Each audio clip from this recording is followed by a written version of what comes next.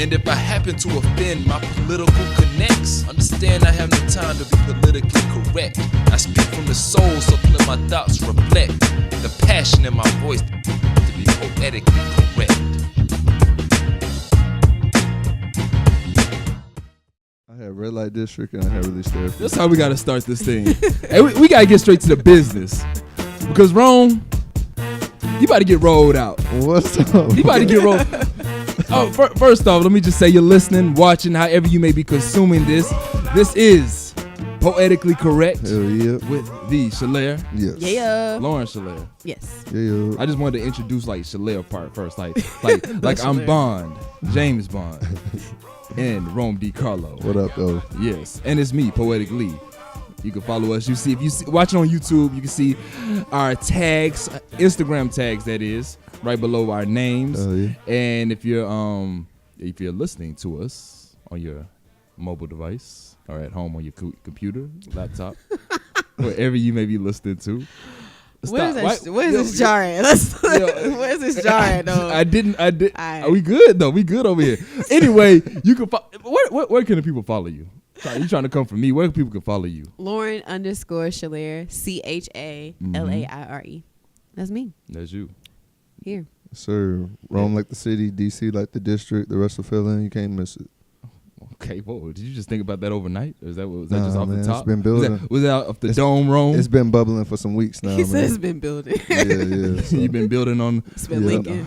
I unveiled it last night. Oh, whoa. Hold on. Yeah. Repeat it one more time in case people missed it. It's Rome like the city, Yeah. DC like the district, the rest of Philly, you can't miss it. Okay. Dang. Okay. Wish I had my. I even got my official tagline. It's Rome DeCarlo, the poetic MC. You know what I'm saying?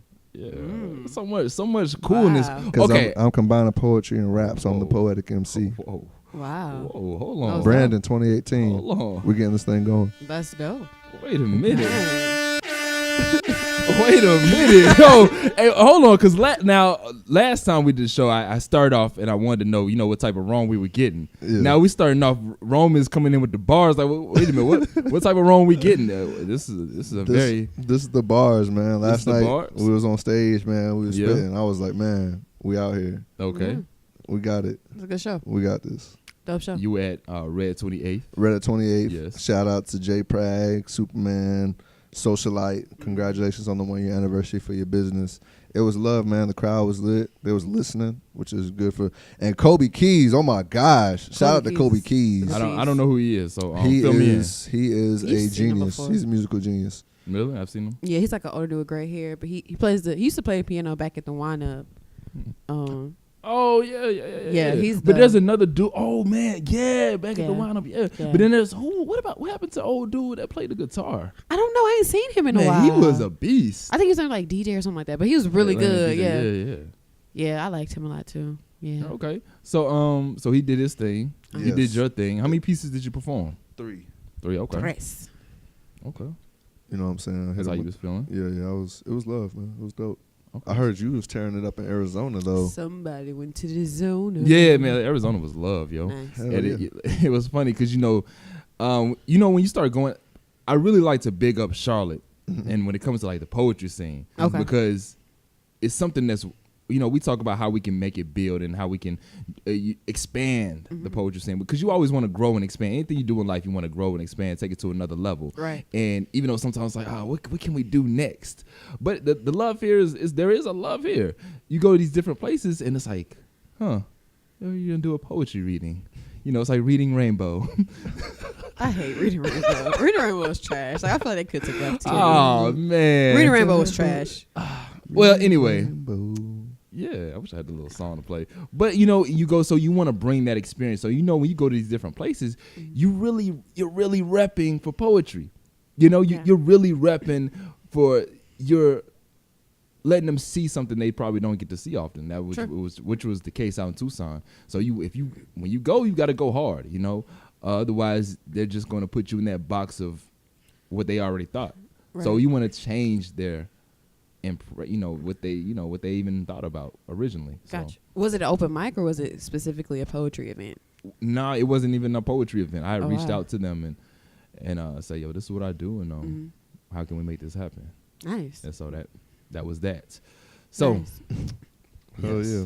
Taking poetry into different places where it's not heard. That's dope. That's Yeah, dope. Shout out to Lee, out of town back-to-back weekends. He I went from know. Nashville to Arizona. Yeah, that was some fun. That was fun. Hell yeah. Came back late as hell last night. Damn. Did you But- sleep?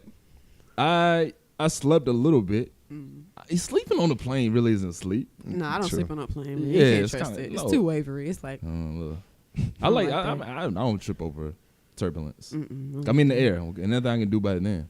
no. So nothing I can do is. I'm taking a wing or something. I'm getting somebody's shirt. I'm making me a something. I'm not dying. You're not I'm dying. not dying.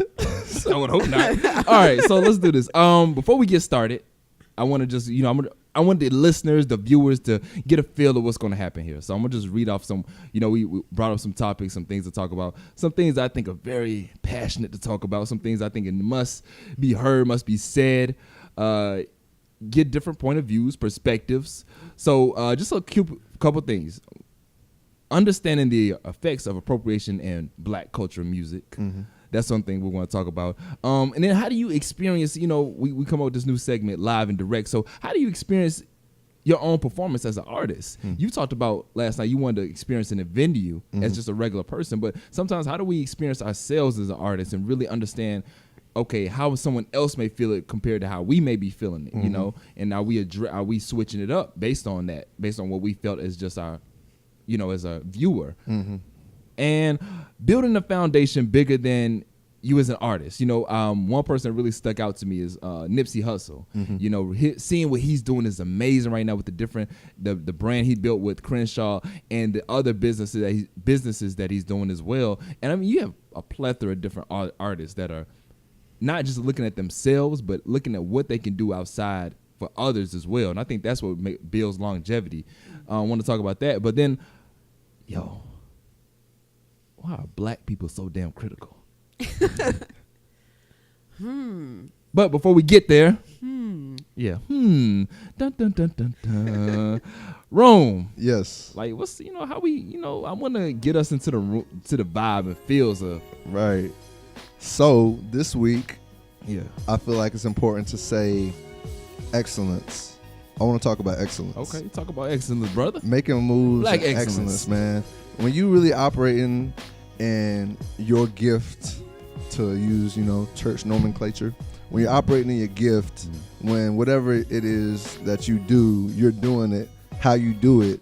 That really is what really inspires people at the end of the day. A lot of the times, what I notice is when people are operating in whatever they're naturally amazing at, that excellence kind of makes people, for whatever their thing is, it makes them feel inspired about that. Because I know I felt that way. When I hear a singer singing, Yeah. when I hear a poet spitting, when I hear a rapper going, when I see a DJ going in, it doesn't matter what it is. When I saw Kobe Keys last night killing it on that piano, it made me want to rap better. It didn't make me want to play his piano. That's jealousy. If I want his gift, it made me want to do what I do better. And I feel like that's what people.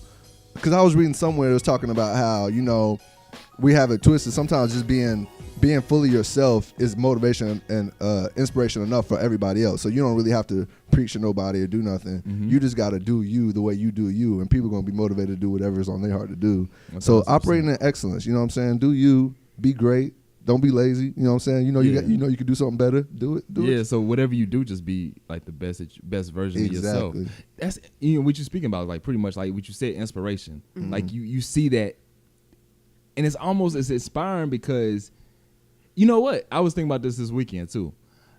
I love it when someone goes up and kills it, well, perform like just kills it, because that gets me hyped. Like okay. It's like a little energy, because almost I guess the competitor in me is a little bit like, okay, you can do this, like come on, the energy is right, the vibe of the room is right. But when someone goes up there and like they just they take the energy down just a tad bit. But I think they do take it down, but it's kind of like, but you got to build it back up. I think that's because then like people are expecting kind of like that next person, you just get up there and kill it, like oh I didn't even see that coming. So it got its pros and cons to it. Yeah, but then sometimes when that person goes up, then they may bum. Now everybody's kind of really turned off. I've had that. Yeah, but you gotta grab their attention back. Yeah. Yeah, you're right. That would be kind of like you're taking it for granted. Yeah. You know what you're saying is because that's almost the easy route. Yeah. Of just saying, oh, okay, I'm gonna go up here and after somebody did did that thing and got the energy high. I mean, because you're pretty much taking that Yeah. wave and you kind of riding it. Yeah. But it is dope when you can get people to keep the wave going for like Yeah, acts it and is. acts. Those are It the best is. events. Yeah. It is. Those are the best events. It is. man. Yeah. How was the wave for you riding in last night? Was it on a high? Was it on a high? Was it on 10? Come on, be honest, be real. It was not on 10. All right. So what was it on? So they Negative had 50. they had some The laugh says it all. No, So- not your bad. you know, Kobe killed it. Wave is on 12. Hold on, pause real quick. Mm-hmm. Lauren, because I already see where this is going. Lauren. I'm not saying nothing. Oh man, oh I'm my not saying gosh, nothing. I'm yo. not. I'm gonna let him tell his story. No, and but the story I can already tell. Like we weren't getting the bar wrong that we were getting politically correct wrong. You know, like the way you build it up to. You know, Kobe did his thing, was 12. Yeah. Then, you know, we probably had an intermission. That's probably what got a little bit. Everyone had a little bit more drinks in them. So Yeah. yes, Lauren, you were there in attendance as a viewer, I was a viewer. spectating the room. Spectating the room. I think he had a couple acts that went before him, and they were interesting. Okay. And I think because of some of their at least one of their content was a little sad, very sad, and Okay. it kind of made the vibe weird for a little bit. Weird. Weird. Weird. Yeah, it did. Because everybody's turned up having a good time. Nope. And Yeah, it was kind of like everybody's like, happy, hey, and and then- they're like, what did she Now say? you just Did you made hear that? Is she okay? Like it Yeah, was. I got you. A lot of people were saying that in the crowd, but he came back up and killed it. But yeah, it's interesting. So yeah, I'll let you finish your night. But Yeah, that was you know what I'm saying? Like Mom was a nice one. Greg went up there, did his thing, Yeah, set it off. as always. And then, you know what I'm saying, they had an open mic portion and people shared, which we Oh, okay. So know. some more artists came up. some more artists poets came up. Okay. Yeah. Two. Thank you, Lauren. Wrong about to say it was make it sound like it was a Yeah. poetry filled night. That's how I thought it sounded. I was like two. Yeah. Well, 2. And then, you know what I'm saying, I went up there, did my thing, had like a three joint set. So that was dope. And then Greg came back up. So it was dope. Yeah. Yeah. Yeah. I think, you know what? I think for that type of setting, I wouldn't suggest an open mic, especially people coming up there and it's their first time spitting or they're all not right. So really for people that experienced. people that don't know what we may be referring to. Yes. And now this is good to know for like maybe a promoter or some other artists as well. Yeah. Let's be kind of transparent here. Yeah. What type of venue or what would you say that venue? What type of venue doesn't really fit that? I guess it's not so much the venue, it's the event. Okay. So it's kind of like how the event is placed around. It's kind of like you wouldn't expect to see like an open mic at the Oak Room. You know what I'm saying? So it's kind of like it has to be set in a way that people are aware of what they're getting into. Because if you have people going up there, you have, you know, people like you're following a poet named Superman or you're following omedcarlo, and it's somebody who's just starting, and you know what I'm saying? Like it's not really setting the crowd up for that type of like their poetry, and then they feel like they don't have a good response, so they may not perform again. So it goes both ways, and that's why I say like I wouldn't suggest being an inexperienced performer. My phone's about to drop. Experienced performer and taking that route because of how the crowd is, and then you also want to make sure that you're heard too, and that it's crossing over and landing the way it should. Because when you like we talk about reading the crowd, it's kind of like you know where you kind of need to pause and let people catch on to what you're saying first, versus somebody just first getting up there like da da da da da da. So you know it's all about setting the tone. Setting the tone. Yeah. How'd you set the tone? What'd you start off with? How do you set the tone when you coming up there? You see people talking in the background. Yeah. They disrespecting Rome in his home. So you got to let them know off the dome. Right. You were so happy to run that. I did. I was. So happy to run. I was. You know, just talk to the people, and you know, I give thanks to everybody who made the thing happen. So, you know, Socialite had her 1-year anniversary for her business, so shout out to her. It was Kobe Key's birthday that night. Shout out to him. You know, obviously Jay Prag and Reddit 28 had us in the building. So I started off with that, and then I went into my joint, No Shackles, No Chains, where I typically open up my features with. So I was just giving people the bars just to show where the skill set was at. And at that point, people was like, okay, now I'm listening. You know what I'm saying? People like, feeling it. They're hearing what I'm doing. So after that, I can go a little deeper. So I said, okay, you know, Greg, I known this guy for some years now. The first joint I did ever hear in this joint was Lynch Mob, so I'm gonna do that. And then obviously that's like the signature piece in the middle, so I did that, and people was feeling that. And then the last joint was, you know what I'm saying, me and Lauren celebrating our 1 year anniversary this month. So I was like, okay. So I said that, and then I led that into Queen. So that's how we did that. And so it was real dope, and it was love, and people was feeling it. So I, you know, and I had fun being up there, most importantly. And you know what I'm saying, it's awesome because, like, you know, people just chatting, and then you see people that you know, and people chatting, and then people that you know in the audience, they get mad and they like, shh, y'all be quiet. They fight for you. So you got people vouching for you. Yes, and then people like, y'all shut up, he's nice, and everybody's paying attention. And then at that point, it's on you to give them what you got.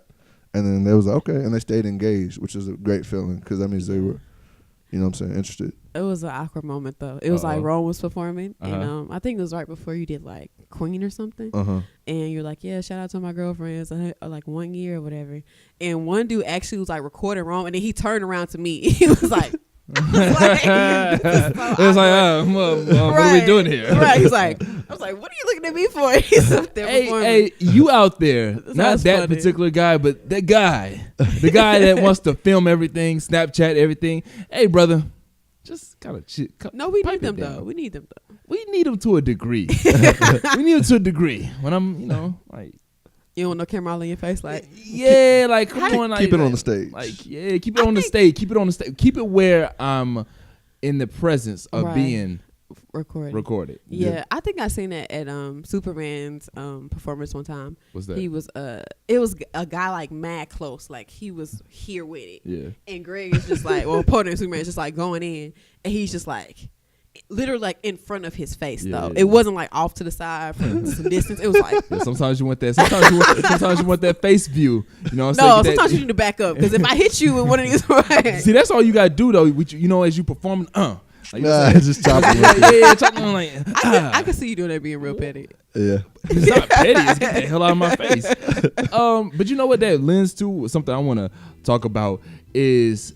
We have this segment called Live and Direct. Yeah. And that goes right into the point of how do we view ourselves as an artist? You know, so certain times we go and we do our thing, we had this one thought process of how we may sound. You know, I may hear my voice right now and say, oh, okay, I sound cool, or someone may sound, you sound like you, whatever. I don't know that. So how do you experience yourself? I know, let me just give my real quick. I know sometimes I may video record something just to see how it may sound, or see how my body language was, or how my composure was when I said certain things. Because I think when you videotape yourself or record yourself visually, and you look back at it, it's like, oh, okay. Yeah. You know what I'm saying? Now you really get to experience, or you just listen to your voice and say, okay, maybe I want to change my tone right there. I didn't like how that. Maybe I want to add some more bass to it. You know, go higher, so go like slow it down. So I know that's what about y'all? Yeah, man. Video recordings definitely help. So like when you film yourself performing, you're like, oh dang, that's what I like when I'm yelling. You know what I'm saying? Or it's like, oh, I should use more like hand choreography here. Like I should literally, like especially with me when I'm so wordy with the flows. If I use my hands to describe what I'm doing, it makes the words make more sense when I watch it back. So I imagine for other people it has the same effect. And I think that's why people gravitate towards Lynch Mob so much. So I try to do it with other pieces, but when I get on stage a lot of times I forget to. But like even yesterday, and Hydra's really good about this too. If you know you about to do some fancy wordplay, you don't even got to act it out with your hands. But if you emphasize it like how you really spitting like building blocks. People will put the building blocks together with you. You know what I'm saying? So because they're expecting it now, because your nonverbal communication. A lot of times performers who's based on their vocals, they forget to use their nonverbals as part of their performance as well. And if you tap into that can be a big addition to your show, and it adds so much to your performance. So watching yourself to learn how you can incorporate nonverbal communication, because that's what, when Beyonce and all them are dancing and singing at the same time, that's what has so much more of an appeal. It's so much more entertaining when you put all the pieces together. So much more entertaining when you put all the pieces together. Yeah, that's interesting. I don't know. I have to like hear myself and like I watch myself. It was a grueling process at first. I was like, I do not want to sit here and listen to my own stuff. Or watch, myself like perform. But you You said, well, like, what do we notice? I mean, like, how do you experience? Like, how do you go through that experience? Like this Shalair experience. Yeah, how do you put yourself in that seat and kind of sit back and really, whether it's videotape or whether it may just be sometimes you may ask someone else to, all right, I want you to just specifically, like, sometimes I've done that. I've done that with Kendrick. You know, yo, when you see me go up, tell me, you know, how did it affect you, and then let me know. Yeah. Yeah, people just normally tell me they have like a good experience, things like that. I guess for me, it's about how the words sound. Because like after it's like written in like the final stages, it's like I say it in like a quiet room, kind of like this, like what you have now, and just feel like how the words, like, it sounds crazy, but like I can feel like how the words land, if that makes sense. Like that's deep right there. I know how, like, which way I need to go, what I need to inflect, where I need to slow down. It depends how they sound in an empty room. I know that sounds like mad weird. No, that makes like, sense. Go with me. No, that makes sense. So yeah, so that's how I experience. If it paints the picture for me, and if it moves me when I say it, or if I feel like I feel like my emotions building up, I know, okay, this is how I want to say the poem, because this is how I want somebody to feel. You know what? And that adds up to that. You know what? It makes sense because of what you do. Because when you say it in an open room, in a quiet room, you have to absorb the essence of what's being said. Yeah. More than just the effect. Yeah. Like, you're not going off effect. You're going off the message. And that's about you, because you're message built. Yeah. Now, I know to say a poet's message built. What do you mean? All poets are message built. Yeah. No, some are more message, then you have some that vibe. Some have more shock value. You know, it's different effects that come on with different, you know, I think maybe we'll talk about that one day. Yeah. But you're more of message. You know? So when you have a message, you need to see how that word, which word of the message is highlighted. You know, when you highlighting the sheet, okay, that one stands out by itself. Yeah. So it makes sense for you. Yeah. That's not weird. Okay. I don't think, you know, when it comes to being a creative, there's nothing that can be weird, yo. That's true. Because it's who's to tell you how you create? That's very true. That's a very good point. I guess when I think about like how other people write and other people like come up with a creative process, it's kind of like mine feels like it's like some Prince like blouses type stuff, and everybody's just like, yeah, I'm just gonna write this poem and it comes out dope. So I don't know. That puts you on another pedestal. That makes you sound like, okay, yeah, this is it's like a Kanye effect. You know, Kanye has to do something magnificent in order to get the vibe of it. You know, that's like some artists the car test in music. Always, you always gotta, you know, as an artist, put it in the car. Let me see how it in the car. See how it sound. Yep. That's how I do albums. I can only like if it's in the car, like I'm on like a road trip. It's a different vibe. It's a different feeling. It's how you know if it really rocks or not. That's how I got that Nipsey. Like when I was driving. Yeah, it was just like, okay, I need to ride to this. Like it's definitely riding music. It's you know, Cali music is riding music though. Yeah. Yeah. I mean, you can't really, when you think of California, we stopped off in so we flew into LAX. It was like a layover right there, and it's just like anytime you drop down there, you just see the palm trees and everything. It's like, yeah, it makes sense. Yeah. Like that's so dope when I see artists create music that makes sense to where they live. That's true. But how do you feel about Kendrick? Because Kendrick, he makes music. If you look at his origins, look at dang, what's the dedication? Overly dedicated. Yeah. That one, if you look at that vibe, even if you look at his first album, Cali. It is. But like To Pimp a Butterfly doesn't seem like a Cali album. It's not supposed to be. Nothing that Kendrick does is supposed to be anything that he's ever did before. That's true. Now that he's on his wave now. Damn is anything he's done before. True. But I guess like when you think about the quintessential like Cali artist or Cali rapper, I don't think about Kendrick. Not saying that he's not the top of California, but it's like sonically, no. Yeah. Verbally, yes. I think that's what he's going. That's in his blood. Yeah. But I think Kendrick knows that he wants to be a global impact. But then he has like big East Coast influence too. Yeah. So that kind of weighs into it. I wish where most Cali rappers have like all Pac, you know. In Carolina, we kind of take the vibe and energy of what South and East. Yeah. And mix them together. We do. We're the middle ground. We are, unfortunately. And I only reason I say unfortunately, because I really do want to, I wish we had a certain sound. Yeah, we were just talking about that this weekend, yeah. Because we were listening to Lute, and it was like Lute has a shout out to Lute. Nice body of work. It's just LUTE, if you want to follow the artist. But we wish North Carolina had like an accent, or like Charlotte had like certain things that we say that you know what I'm saying, that make okay, this is a Charlotte. It's a Charlotte vibe thing. Yeah. Like Cali has like their little, their swag. They do. And their lingo. So of course New York, right? And then Atlanta. Even Atlanta got an accent. It's like, why can't we? Even DC. Yeah, DC. Yeah. Yeah. Carolina, because Carolina's so kind of like a melting pot. Yeah. You know what? Speaking of melting, hold on, because I think it's only appropriate to introduce it like this. If you're gonna talk about something melting, and you're gonna talk about something going into the pot, and you're gonna talk about something just coming together. Okay. Sound like we cooking right now. We are cooking. Queso. You said queso. I was thinking salsa. I don't know why. We mix.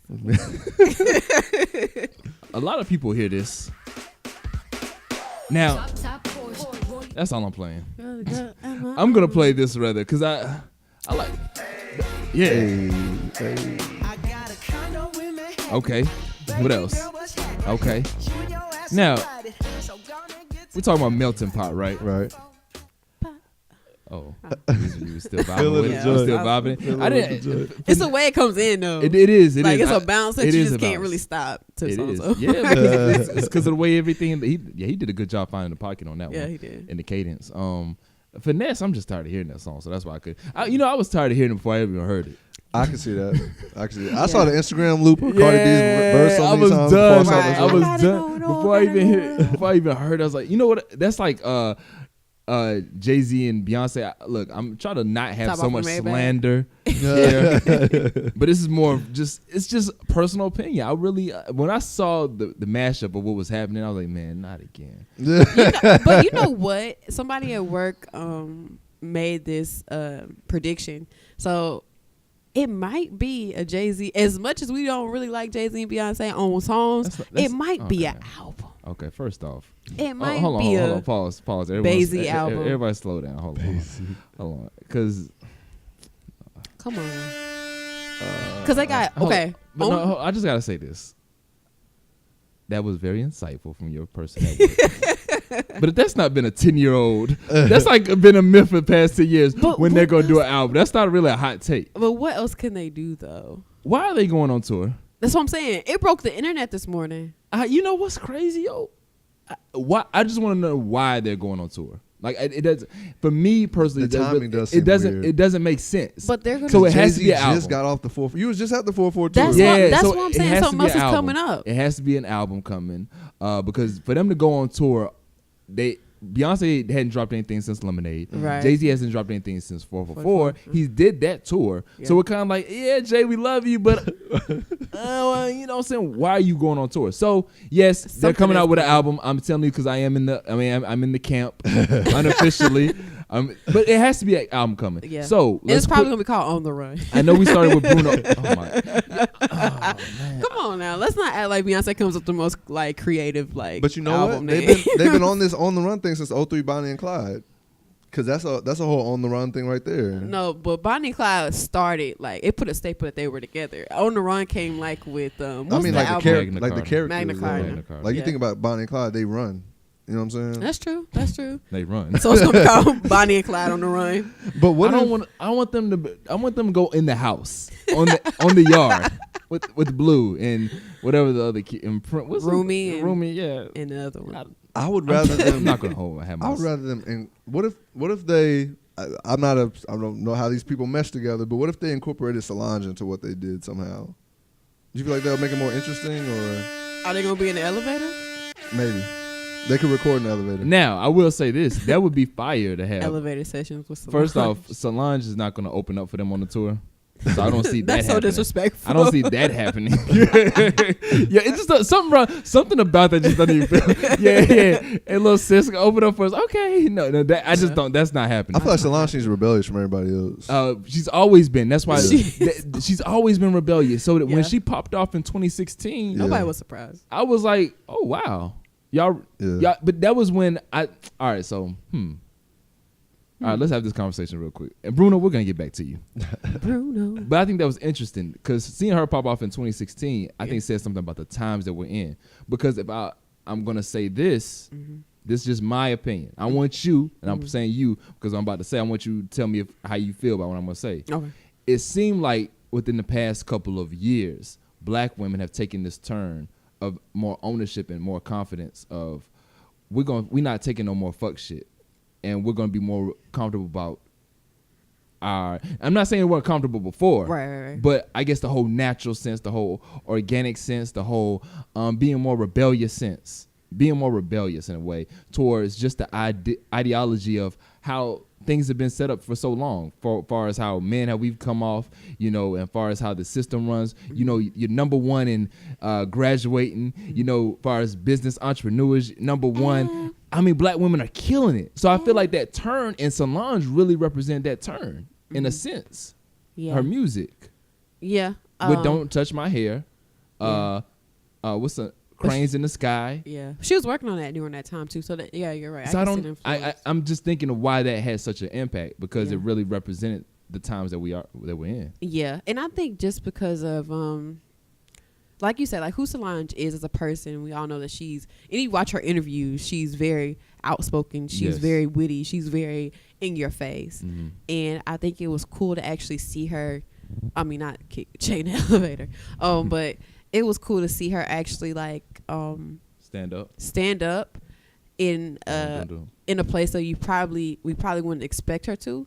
Because Beyonce's been the breadwinner.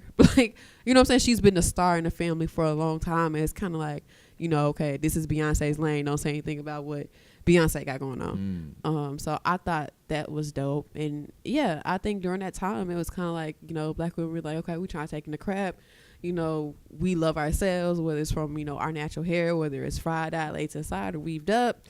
We're going to love ourselves, and we deserve to be treated correctly no matter what the situation is. And then she had the song FUBU, For Us By Us. For Us By like Us. That album, and then that's why I guess I'm just saying, that's why I want to say this to see if I was kind of right or wrong on this. And I kind of like just felt like that album really told the tale of where we're going. Yeah. And she was, I know she was finding like her relationships. I can't remember if she got married before the album or after the album. It was before. Before, yeah. Mm-hmm. So it's kind of like she's redefining herself and what it means to be a woman. Like, we're oppressed in the sense that, we're not kind of told what we have to wear, but in a sense we are what we're expected to look like, what we're expected to wear, where we're expected to speak and be silent.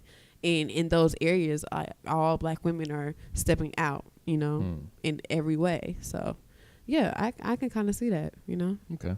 And you have like the whole, rich husband does the way he wants to, and wife doesn't say anything because she's living in the big house while the other girls just get a piece of him for the weekend. That's not okay. You know what? And it may have been Beyonce has always been low key in being outspoken. Yeah. She's been like little hits in there, little jabs here and there.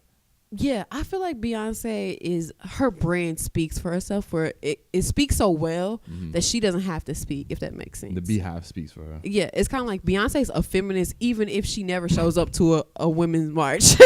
You know what I'm saying? That's facts. Yeah, and you know what I'm saying? Like, it's her brand speaks for itself. She doesn't have to say a word. So I guess it was surprising for actually fans to see her be kind of like low key though, or just not trying to react. And we talk about the same woman who made Irreplaceable. Well, I see. So that's where I was about to go. I think that's why I'm saying low key. I think Beyonce's whole thing is I don't have to do 12 songs about a certain type of message. Yeah. I'll give you this one impact moment, and then that is going to let you know who I am. Yeah.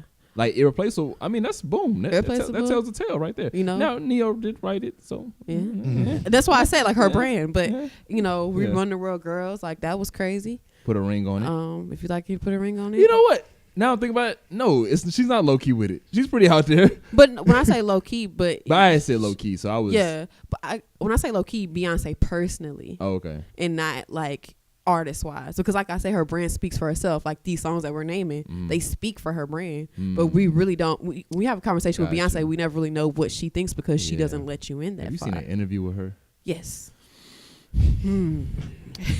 Anyway, we'll let our brand of that side say enough of that. I don't want the Beehive coming from me. So they are vengeance. They are, man. That must be amazing to feel like that as an artist when you create a fan base so loyal. Who don't know you from a can of paint. They just know your music, but they feel so attached that they will go out there and fight for you. I'm to trying throw CDs at Carrie. I'm trying to think. Is there artists, a particular artist that you don't know personally? And of course, obviously not know personally. What I mean is you don't know the inside of them, but you really ride for them. I'm a Brandy fan. Nobody can say nothing about Brandy. She won the argument with Monica. Sorry, Monica, I love you too, but Brandy won. She's underrated. She's amazing, and she has a good heart. I don't know her. Anytime somebody has to use they have a good heart. She does. She's so nice. I heard she's so sweet. Yo. I got my picture with Brandy. I got the Brandy Barbie doll. You got the Brandy Barbie doll? Yes. That's what's up. I got the albums. Like I'm like nobody can tell me nothing about Brandy. I will argue you down. Yeah. You got all those? All the albums.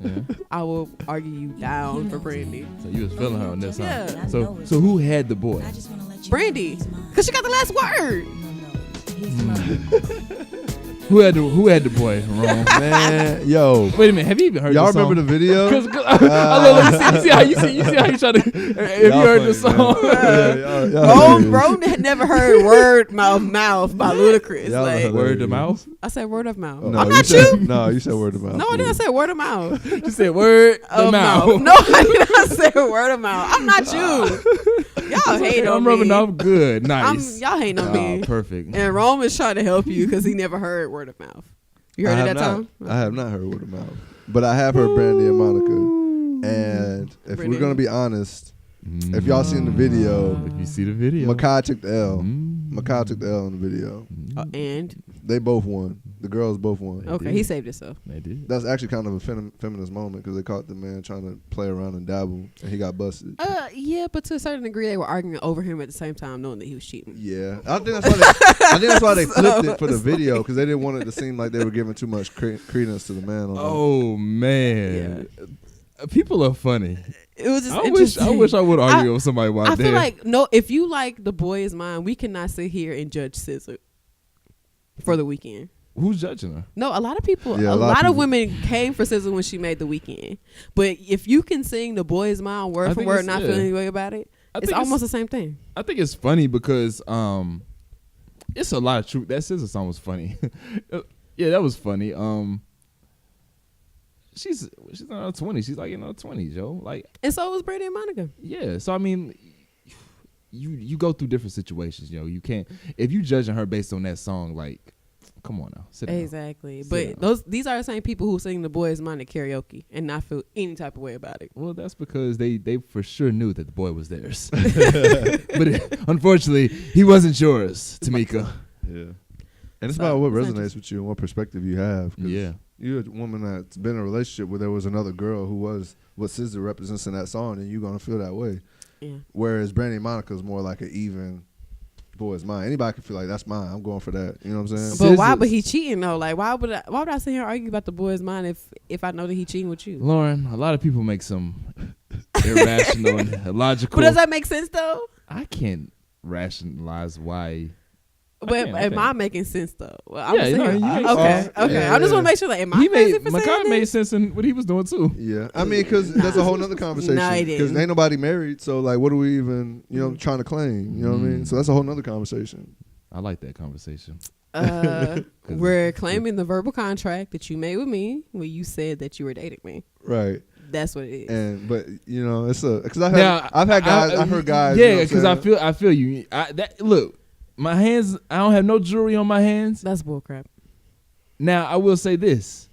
How I filed my taxes, it say single. Yeah, it say single. So I don't know how to, like, that's what the government say. So if I'm going to cooperate with the government, that sounds like them. I know. I was like, that sounds like the F-boy answer. It is. Hey, baby, the government say I'm single, so I thought I was single. You didn't know I was single? I'm sorry, baby. But there's a school of thought, like, say if a girl is dating somebody and you know that's the girl you want, you know what I'm saying, and she's in some relationship and the relationship is whatever, like, if she's not married, so you can still, if that's what you want, go get what you want kind of thing. Typical like in the movies, the guys, saying the girls. So you condoning, like, if somebody's in a relationship and somebody else wants them and they see that the relationship is not going well, then go for it? Say if you're in a relationship. You're saying that if someone else sees that your relationship not working, and then they go and they try to holler. Yeah, ain't nothing wrong with that. That's what I'm saying. So that's the what? How Does is that that make wrong sense? with No, that? I wouldn't make that move. I wouldn't make that move. Yeah. But I wouldn't make that move. All right. Because the reason why I wouldn't make that move, because that's not my business. Exactly. That's not my business. But Exactly. The only reason I say there's nothing wrong with that is if you unknowingly it gets messy though. It gets that gets messy. So I can rewind that and say that gets messy. But I wouldn't do that because that's not my business. But the only reason I say there's nothing wrong with that because I don't know how that energy may be. Yeah, I don't know how that energy may be of where you may be feeling like you may have known see, this is why I say it's not wrong. You may have known old boy or you may have known old girl from years back. And you've been telling them like, yo, this ain't the situation for you. Right. You know what I'm saying? And it may have been a case where that person may have tried to get at you at one time, but you weren't feeling it. And now you're like, look here. You know, you trying to work it back. It gets a little messy. But that's after. I feel like that needs to be after it's over though. Like after you done. Yeah. It's not like in the middle. I see stuff breaking down. I'm talking about in the middle. I'm talking about the end. I feel like generally, I think the fear is for the other person is that person is not going to ever be done, but they're going to continue to stay in that bad situation. So, but that's what you get though. If that's the case, because you picking them up when they're not fully healed yet, so you can't expect more than what you get. No, I mean like the person who's in the bad situation stays in the bad situation, and then that person who wanted that person back or wanted to be with that person never got that opportunity, and because they wanted to stay in a toxic situation. You know what I'm saying? I mean, that's not the person for you. Yeah, that's not the person for you. I'm just saying, it's just interesting. Brought to you live. Right. No, but it's a cycle. Everything is cyclical. So everything's a cycle. I know. Inside the cylinder of life. The cylinder of life. The cylinder of life. That does not make you sound profound. Listen, when I use this voice right here, the Allstate voice. Anything that I say sounds profound and sounds like quite. You should have been on an Allstate commercial. I should, because when you call Geico. Yeah, you got not Geico, Allstate. You messing up. But I was gonna say when you call Geico, you're missing out. Why? Because you could be with Allstate. It's like you're safe in our hands or something like that. Yeah, I forgot the slogan. Yeah. That's my voiceover voice. And now I bring to you a presentation, featured presentation. If they can only see your face, you're like, this I know. Horrible. And that's one of those type of voices that you have you ever heard somebody's voice and it didn't match up with the face? Yes, it's like, this is trash. Yeah, that's why I do voiceover. And now bringing to you a feature presentation. There it is. That's funny. No, I swear, people sometimes have voices that are just faces that really just for radio. They really do. They really do. That's true. We just need to hear your voice. Who is like that? It's somebody famous like that though. Who's like that? Who would you say is like that? Forrest Whitaker. No, I'm joking. I ain't gonna do Forrest. It's because of his eye. Yeah, it's because of the eye. No. I wouldn't do Forrest. I'm joking. Shuri. Zuri. But no. His accent in Black Panther. But he played the last King of Scotland, so I feel like he was qualified to play Zuri. Anyway, you hating. Next. No, I wanted to play Bruno. Right? Do y'all want to go see real quick? Do y'all want to go see Jay-Z and Beyonce? No. I'm not saying that like I want to. I'm saying that like would y'all go see that? It's a no for me, dog. Why?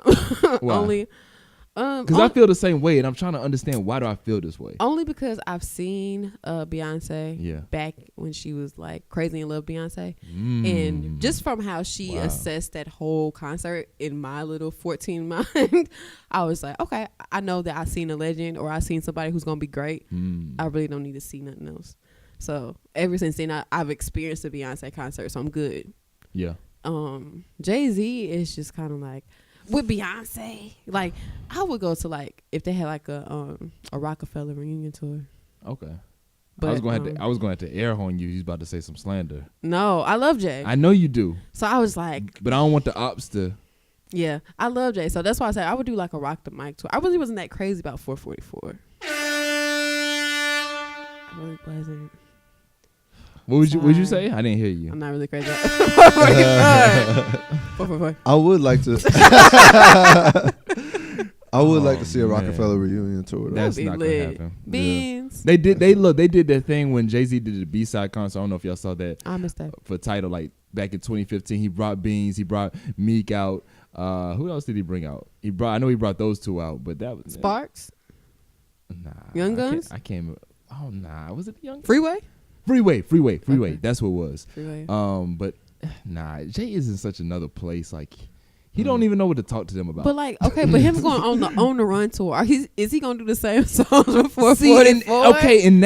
So it quickly, it gotta our be a last new 2 minutes album. on this. Yeah, it has to be a new album because, man, I love Hov, and I would go see him in concert. But it's something about that combination between them, and I know that's bae, that's wifey, but it's just something about that combination. I guess when you've made so many songs that have not really hit and made a moment. Honestly, I would go see Hov again if he did a concert with another rapper. Facts, yeah. I think, to be honest, I don't think I could sit through a Bay-Z album. They on every track together, every track. Maybe if they did like a speaker box, like Love Below situation. Yo, they better not. Well, it's like Beyonce's like on the, and Jay-Z's like the tour. On the Beyonce's tour. on? Yeah, she's on the. Jay-Z's like, on the run? tour. No, Jay-Z's on the run. He's the run. Beyonce's on. No. Hov is the run. Wait, well, you know it's gonna be so mad simplistic because none of Beyonce's albums are ever deep sounding. Think about it. Yo, Come on now. I'm gonna tell you what they better not do. It better not be the mashup of 444 meets Lemonade, the Response album. No, it's gonna be like the Reconcile album, Counseling Session. No, It's probably. It might be named after their new kids. It might be like twins. Damn, this is crazy.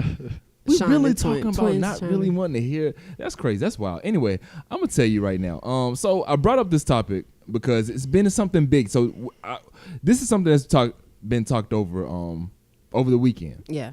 About the appropriation of Bruno Mars. Mm-hmm. So we're gonna get straight into it.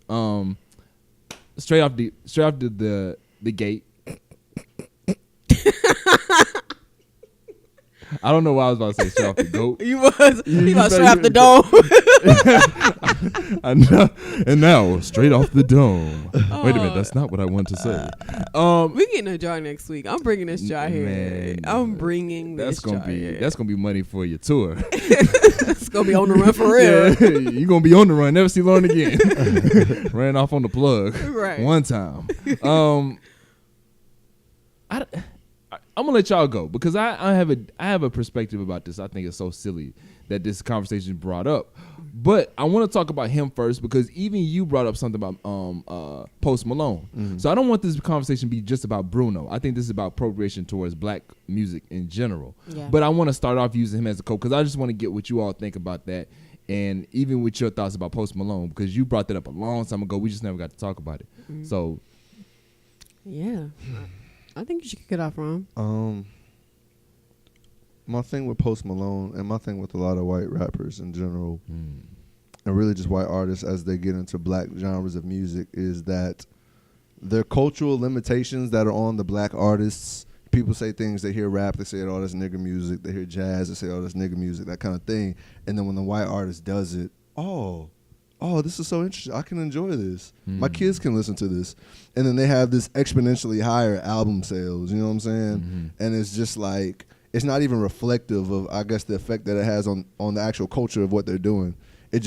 Like, for example, Eminem is so far ahead of everybody else in hip-hop album sales, but his actual impact on hip-hop culture is not number one.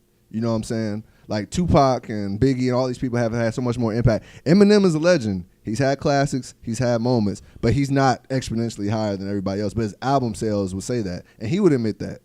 You know what I'm saying? And then Post Malone and people like that, they kind of do the same thing. And my big thing is they do it, and then they try to act like they're not doing it. Like, because Post Malone rock the cornrows and the gold grills, and he'll get in interviews, and you know, he'll say stuff that'll make people want to talk about reverse racism and all this, that, and third. It's like, you're not even really, you're trying to act like it's not happening, man. Like, and I don't like that. Because I feel like now you're just toying with it. And now you just make want to smack somebody. I don't like that, man. And it's interesting what you're saying, but because he really, I felt disrespected the culture when he did that interview. And I don't know if you both saw that or even read or saw a clip from that interview where he was saying that he doesn't listen to hip hop because he doesn't want to go hip hop when it's something hip hop isn't deep or something like that. Oh, yeah, I'm I remember paraphrasing. that. You remember that? Yeah. I'm paraphrasing right now, but it was kind of around the sense of hip hop isn't deep. If he wants to go for something deeper with the message, he goes somewhere else. Fam. I always say in life, don't talk about something that you're making your money off of. Because that's true. I can't diss something. I always say it's like in a relationship. I can't diss the girl that I'm kissing. You know, that's basically what he's doing. He's dissing that relationship that he's basically kissing and making love to. Yeah. So come on now. Yeah. And I think that's what often happens, what you're speaking about too a little bit is, yo, here you have these artists come into our culture, they make love to it, they make babies, and then they run away. They get their fun out of it, then they run away and do naturally their thing, right? Yeah. Perfect example is Kid Rock. Wow. Kid Rock wants to be all conservative now, blah, blah, blah. This man made his start as a rapper in Detroit. They don't know that. And People don't know that. People don't know that. Kid Rock was a rapper. But he talking mad junk these days, you know what I'm saying? So it's like, that's how they do, you know what I'm saying? So you going to capitalize off of this, and then Justin Timberlake's doing it now. All of a sudden he in the woods and stuff. But my man his whole first album was Pharrell. His whole second album was Timbaland produced. You know what I'm saying? That album, Justin, what the hell, Justin? What are you doing? What the hell is Justin doing? I don't know what's going on, man. Yo, Justin trying to keep his album sales. Let's keep it a buck. He trying to keep. This is the wrong time to be It's be not. man in the woods. It's not. You be know, man in the city. No. He's actually it's the Trump thing No, and everything that's this going on. it's the wrong time I to. don't think it was even the wrong time. And I say this because he's white, Yeah. and it's not like. And I feel like we've given him like a black pass for so long. We got him out of here now. Yeah, he's out of here now. But I'm saying, like, think about it. Like, your most, like, not most, that could be subjective, but the most conscious albums are, like, making it. You know what I'm saying? Like, the most, right now, like, people are proud of being black. So it's kind of like, if you got this white boy coming here singing R&B, everybody's like, who invited him? Is that your friend? Like, but he was already in, though. He was already in, but I guess maybe he felt like his time was, like, winding down. And he was getting some backlash. I don't know if y'all remember. He covered somebody's song. Yeah. Was it Prince. And they were coming from him on Twitter talking about Yeah. appropriation. He was Yeah. like, what's wrong with performing music that you're inspired by? And it was a whole thing. So what say you when it comes to when you hear this whole thing about Bruno Mars and that laugh says it all. Yeah, I mean, I had debates about this with friends. Ooh, okay. And everybody's just like, you know, hey, you know, he was brought up in the culture, and he was influenced by this stuff when he was a young kid, so of course he's gonna do that. And I was just like, yeah, I get that, but I think it's to a certain extent. I think my issue is that white people feel more comfortable dancing to a Bruno Mars song because he is racially ambiguous. Or of a mixed race. He's of a mix. But I'm saying if Daniel Caesar was singing, what's the song you just played? What's the name of his song? What I Like. Yeah, What I Like. It would not get that same play value. I don't want to hear Daniel Caesar. No, but I'm saying like somebody, somebody like that looks like just full black person or just looks, you know, urban as music says, right? That's my only issue with that. It's not him being raised up in the culture. It's not him appreciating R&B. It's just that he's taken, and it's not, and he's talented too, but it's like just because of his racial factor, we don't realize how much emphasis that adds to the music factor. Just like Ron was saying, Kid Rock and Eminem are selling because they're white. White people feel more comfortable buying music from a white person that looks like them. You know what I'm saying? Oh, I trust what Eminem says about hip hop because he looks like me. He's gonna have that interest. The relatability factor yeah. plays a big part. Now, can I pause you for a second? Sure. Okay. And because I'm confused, this whole Bruno thing. I'm gonna be honest. I am confused. I am lost. Because when I see the brother, I see an afro. And then when I go a curly afro, because he's mixed. Yeah. His pops is Filipino. Yeah. His mother is where's she from? She's like Hawaiian or something, right? A Polynesian or something. Yeah. We have to look it up. I forgot, but she's of another descent other than just being white, which white isn't just that's something we just label things. But I guess I'm a little confused on, and I guess we can mix this in too with the why black people so critical as well. Does conscious Twitter, woke Twitter? I'm asking. Do sometimes we need another person to attack and just come after? Because if you ask me, he's talented, right? He has his talent base, right? Mm-hmm. He has his skill when he creates these songs. That's it. I've looked at his music, listened to his music. He's created this sound. He's worked on the sound. Mm-hmm. But I guess the whole thing with me is he's of color descent. I guess that's why I'm confused. I'm walking my way into this. That's my first step of walking, mm-hmm. is that he is of color descent. And now, making music that white people can dance to, making music that white people can enjoy. Mm-hmm. I would argue and say when CeeLo made Crazy, they think I'm crazy. You know what I'm talking about? Mm-hmm. And fuck you, those are some of the biggest records ever. Yeah, but white people. But it sounds alternative. It does. So let's talk about. So then, but when Bruno takes a sound he's using that sound from of that sounds like 90s style. Mm-hmm. It sounds very New Jack Swing, because that was the concept of the album. Right. That's true. The whole concept of the album was New Jack Swing. Right. So, I guess I'm confused in who. I guess the reason the Bruno things. Because I know about the appropriation, but I guess the Bruno thing is where I'm stuck at is he's of color descent. Yes? No? Yeah. How can you argue that? I guess he is of color descent, but like I said before, my issue is when it's other artists, mm-hmm.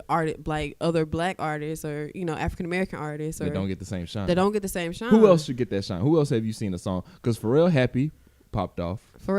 But once again, I know we're talking about the sound. But think about it though. Pharrell is rarely in like some of his like videos. You know what I'm saying? We know Pharrell from behind the scenes. Like mm-hmm. if Pharrell could have did that video with him not being in the video at all. Yeah. So it's kind of like that. But when you have that sound, and think about it, he also had Nerd or NERD too. So he still got fan bases from that. Yeah. So it's interesting. For the record, Bruno Mars, his mom is Filipino, and his dad's Puerto Rican. So that's what it is. Okay. Yeah. Yeah. Yeah. I guess when I think about it, it's just. I guess my issue. I'm telling you, my issue is when I see white people like, oh yeah, I like that Bruno kid, and they be like, do you know Jesse Boykins? They be like, nah. Oh wow, but yeah, that's deep right there. Jesse Boykins fire too. But so we're talking about the relatability factor. Yeah. I think that's important though, because the reason that Black Panther was so major mm-hmm. is because we were able to relate to it, and from a sense of seeing ourselves on a big screen and seeing ourselves be someone that had that could be tech savvy, seeing someone that could be a black women army. I mean, that was amazing. So the fact that we can relate to that and be happy and proud for it. Mm-hmm. Now, I'm not going to argue for white people, but I think it says something. I'm only just being objective here. I think it says something about how popular our sound is, where once they see somebody doing it, mm-hmm. they get happy and they can relate. That's the only person they can relate to. They can't relate to, you see what I'm saying? They may not can relate to a story of someone else's color. But I think I'm sorry, I didn't mean to cut you off. I think a big factor is the like, think about the term crossover. Like, do you consider Bruno Mars an urban artist? No. But you would say that album has urban influence. What's an urban artist? That's a good question. Because they use that. I don't know. But honestly, now I don't know. But they'll use that. But they'll use that to determine which sites they play you on, which stations they play you on. He's R&B. But they play his music on the pop station, which has way bigger listening base. There are black artists who can make similar types of music, and they will be starting off on the R&B sources, and then they have to make a crossover song to get onto pop radio. Bruno Mars started off on pop radio, and that makes a huge difference. There's very few black artists that start off on pop. Some people do though. Jason Derulo started off on pop. I would say Flo Rida started off on pop, but you see how they're perceived differently though, because nobody's going to listen to Flo Rida and be like, oh, he's about to give me these bars. Like he doesn't have that hip hop following. But it depends what you're looking for. What do you look? I mean, when you're looking for, but I'm not even talking about what I'm looking. I'm talking about the listener base that they get. So it sucks because Teddy Riley and Babyface, all the people, they had an R&B listener base, and then so when Bruno Mars goes back and taps into that, and it automatically goes pop, and then all the black artists that's been trying to cross over, Usher got to damn near whitewash all his music to get onto pop radio. You know what I'm saying? Yeah. He doesn't make R&B music no more. In fact, and if Usher is a person of color and Bruno Mars is a person of color, then what is so different about Bruno Mars, person of color, that he's relatable to white people more so than Usher?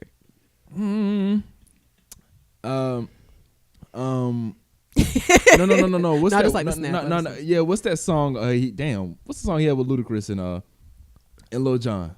Yeah. Yeah. It's called yeah. I ain't gonna lie. I thought you disagreed. Yeah. Yeah. That's a terrible title for the. Yeah, it happens. No, it does happen. It works sometimes. That song, he had it. Yeah. I think sometimes you can play these tricks in your mind thinking that they're not going to accept it. We've talked about what is the audience going to accept. I think they accept. Hip hop is number one because people like it. Yeah. So let me ask you this: Macklemore, when his first joint popped off, did it pop off on hip hop radio? Thrift store. Yeah, did it pop off on hip hop radio? Or did it pop off on pop radio? Pop What radio. What you other, already know? What rappers start off on pop radio? What rappers making that type of song? Coming off the gate like that, making that type of song. But I'm saying that's what you have. He didn't have to cross over. But see, that was because I think it's about telling our story and using what we like. Like Macklemore, and listen, follow me where I'm going with this. His white influence flourished on that song. His white privilege. I see what you're saying. No, I see what you're saying. But you know what I'm saying? Like the sonically is what I'm going. I'm not saying, definitely white privilege. No, I'm talking about his white influence as far as like his influences of life. Okay, got you. Sonically. Now, even though he can say, "Yeah, I grew up in the hood," still, you got a little that white juice in you, white blood. But no, just saying that. Yeah, but no, just saying that as jokes. But no, I think sonically, it's going to sound different and people are going to run to sonically what they relate to. And that's what we're talking about, relating factor. So that's why I'm asking, like, what makes Bruno Mars more, and maybe because, probably because he started on pop stars. I think so, because when I listen to him, he sounds, I don't think he really claims a side. Yeah, it sounds really, no offense to Bruno Mars, it sounds gimmicky and cute. You know what I'm saying? It's something that your parents will dance to. It's something that older people like, younger people like. It's like that what middle ground for everybody. And you know what's funny? Like, I'm asking all these questions. I'm not a big Bruno Mars fan. I'm not either. I like I like that. That's what I like song. Yeah. But the 24 others, it's enjoyable. Yeah. It sound. It sound like the formula of how to make a pop song. Yeah, and that's and what it I won. Argued. Yeah, that's what I argued too. It was like, if you listen to the album, anybody listen to the album, you can tell like it's singles. It's nothing interrelated. It's not put together as a package. It's just like, okay, we're going to hit him with this first. Then we're going to hit him with this song. And then we're going to hit him with this song. It's nothing holistic about the album. And that's a whole nother layer. No, right there. I'm gonna tell you. Okay, that's so a whole nother layer. That's why I had to look up and see what label he was on. Atlantic, of course. Atlantic is pushing out them hits. So you know what? I had when you said that right there. Said, let me just see if he's on Atlantic, because if anybody knows that, if you kind of study the labels, the Atlantic is pushing. That's what they're doing. They're pushing. They're pushing hits. Yeah, they're pushing out hits. Yeah. Which Cardi I don't. Yeah. That song to do what I thought it was gonna do. Cardi and Ferrari. Yeah. I do like that song. I like that song too. I like that song. It didn't blow up as much. But I mean, I don't think they put the money behind it. But go ahead. Yeah. Just to continue about what you're saying, because it's like his music isn't put with the pressure of coming with a message or a holistic layer and stuff like that. That's the privilege of being on the pop. Yeah. That's the privilege of being on the pop chart, because nobody's looking for you to do that. But a black artist could try to make a pop song and completely lose his base in the process, because they're like, you compromising or you don't have no message no more. Right. And it's just tough, because then you can't really get that success without compromising. Yeah. Whereas artists who start off on pop, or white artists or non-black artists, they don't have to ever make that compromise. Right. And I think going back to what you said about Usher's had to be number one like on the black charts before it even got to like sad to say, in the pop arena. So it had to get played multiple times, and then now we see it in I'm just making this up. We see it in like the Sandra Bullock movies, or it comes up when Reese Witherspoon and the other white actress wants to dance to a hip hop song in their living room. So it had to get played a bunch of times. But if Usher would have came from a pop artist perspective, like Rom said, he would have lost his credibility as R&B artist. And another reason too, you're talking about, far as like hip hop artists starting off in that pop formula. I mean, popping off in that lane. Yeah. The long argument was, how safe was our music? Mm-hmm. Now, we're talking about the stories that we go through in life. I think it's the difference between hip hop artists is we're the news. It used to be we're the news reporters of the hood. Yeah. You know, that message isn't always beautiful to see. People don't want to see. People want to hear about them, and they want to hear about the fantasy, the the la la la la la, whatever. So we can't really use that message in every scene. Yeah. Mm-hmm. Thrift store? Oh, perfect, beautiful, safe. We're gonna use it. Pump it. Put a lot of money behind it. Now, it's kind of interesting to see how the message is being more, it's more acceptable. Yeah. Even though it's a little bit more gimmicky. Yeah. Even when I listen to like Post Malone, I'm listening to him earlier today. I'm like, he's really a rock artist. If you listen to Post Malone, he's a rock artist. Like rock, early 2000s, late 90s rock. That's what Post Malone is. He's just in the hip hop lane because he throws some 808s in there. Yeah, I think the perfect example of that is Limp Bizkit, Fred Durst. Yes. Like Fred Durst rapped, but he wasn't a rapper. Yeah, that's basic. Yeah, you're right. Limp Bizkit was. And he had a feature with Method Man. Like it was like he had like Method Man features on his album, so it was kind of like shout outs because I had that album. I had Little Big. Are you a Limp Bizkit fan? Yo, I was back in the day. I listened to everything. Linkin Park, that was my group. Linkin Park too, but and they had Jay on the album, they never crossed up. It's just it's interesting. Yeah, it's interesting. It's real interesting. Could it ever happen in poetry? What it'd be a poetry pop star? I feel like this. I feel like. Do you follow like button poetry? I do. Yeah. I feel like they do a lot of. They post a lot of white poets and stuff like that, and they go viral and stuff like that. So I mean, it happens. No, I mean like Taylor Swift though. Like, could you see Taylor Swift like featuring like a poet on her next, breakup song? I've never seen that happen. No.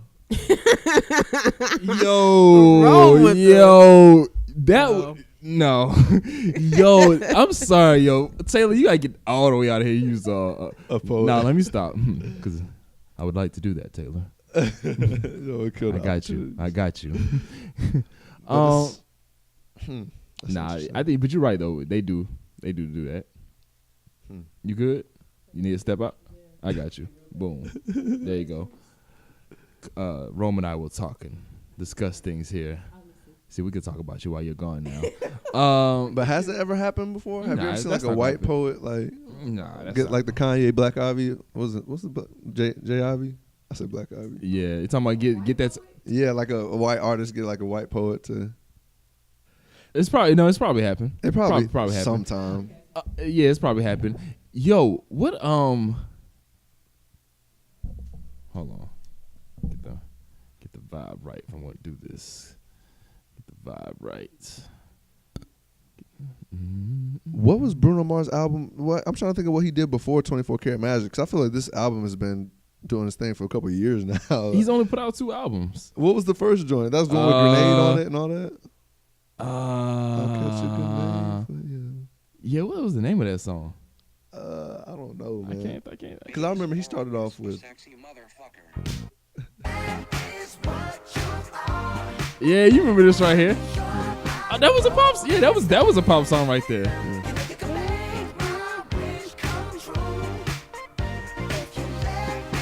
And this is a musical interlude brought to you by Poetically Correct. Oh yeah, I forgot about this song. Oh, he was gone with this. He had to make. This song was hot though. Yeah, he was gone. I forget what this album was called.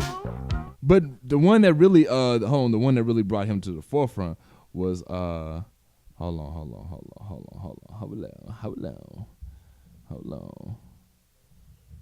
And they rolled him out with B.O.B. But see that's all about that. That was the whole thing. Yeah, I couldn't even find that song. B.O.B.'s 2 hit singles were supposed to be Lupe songs. Huh? Those were supposed to be Lupe songs, and Lupe said no, and they gave him the B.O.B. And they said, hey, we're gonna launch our new artist with you, Bruno Mars, and that's how the Nothing on You came about. That was supposed to be Lupe and Bruno. Yeah. What you got? Well, speaking the appropriation, I was saying Lupe had. That's what my notes were about. Lupe had an interesting. Go ahead.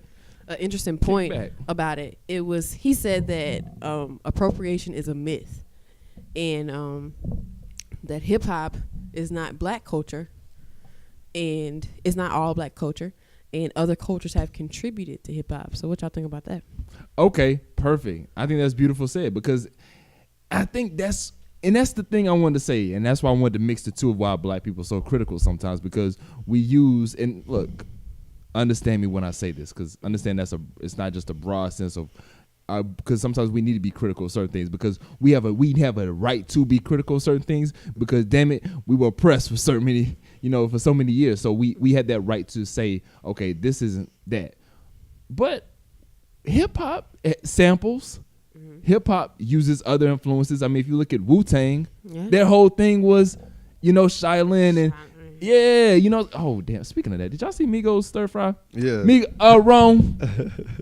That's an appropriation video. All right, I just want to know what's up with your man. I think it was pretty cool, but I know you saw a stir fry video. Yeah, I thought it was a dope video. It was dope. I don't but it definitely falls into this category of conversation that we're having. And that was what I was saying earlier. I was saying America is kind of if appropriation is taking stuff from other cultures and using it in your own, then that's what America is. That's what we're about. You know what I'm saying? Yeah. So that's why hip hop is like the quintessential American art form, because it is taking other things and reinventing them. Yeah. So I do get what Lupe is saying when he says that. I get what he's saying, but I don't think it's a myth, because we all know if appropriation is what America's built off of, then we know that is the norm. Anything that's the norm cannot be a myth. We know what it looks like. Even if we can't articulate it, we know what it that scared me.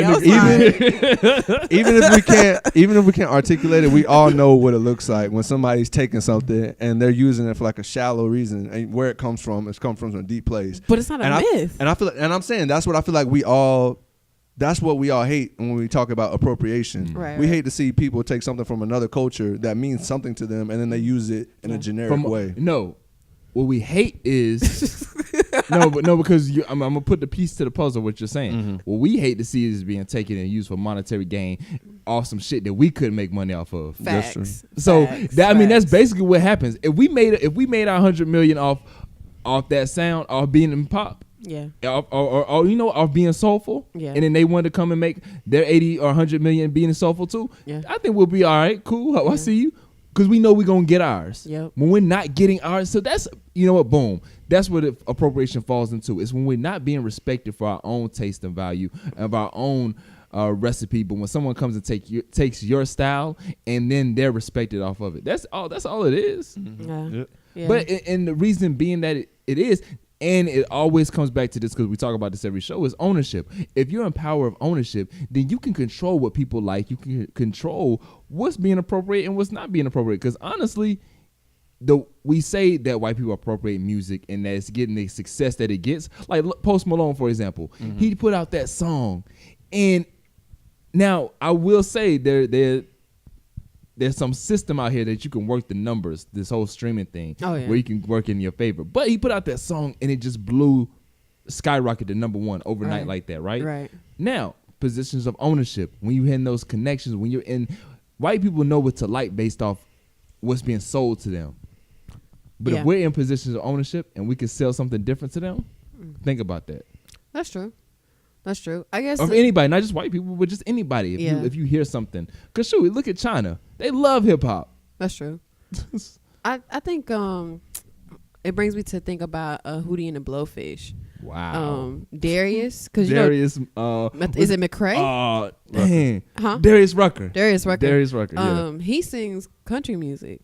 So I wonder how he's white people killing it. How white people feel about that. He's killing it. But see, he's there, and so look, but perfect example. Yeah, I feel like, but I guess it's a catch-22, because I feel like when we're in and it sounds bad, but when we're in like a white genre, a known to be predominantly white genre, when a black person comes and kill it, it's just like, oh yeah, it's kind of like, oh, we know that they're talented, they can do anything. I don't know if white people sit back and say, Derek Rucker is appropriating a country music. Shit. Because go to Kentucky. Really? I don't know. I just think about it. I don't know. It's kind of like, these black people can do anything. Jig for his dad. I'm joking, but he's selling. He makes records. But I'm talking about records. I'm not talking about the music, but he makes records based on the numbers of albums he sells. Yeah, but I think about this too, though. How did we get introduced to Darius? It's through Hootie and the Blowfish. So if you like Hootie and the Blowfish, you're going to like Darius. You know what I'm saying? Like, it wasn't like he came like some Chuck Berry and he was always country. It was like he was with a group and we kind of got like, and I feel like white people kind of got like used to seeing him in those arenas. You know what I'm saying? So when he did his own country album, it wasn't really a surprise, but I do want to know what white people think about it. So do tell us. Yes. Leave in the comments What below. do you think about this? Dear white people. That evil laugh. Shout out to Lena for that. I love dear white people. Sorry. That's funny. Did y'all like them? Y'all saw the movie first? Yeah, I saw the movie. I saw the movie. I never like got the into the movie. series. The series, it takes some time. You got to be real bored, and you got to pay attention. You got to get like the 4th episode, and it'll start clicking. See, I don't want to have to watch anything where I have to get. I know. Because how long is each episode? What, an hour?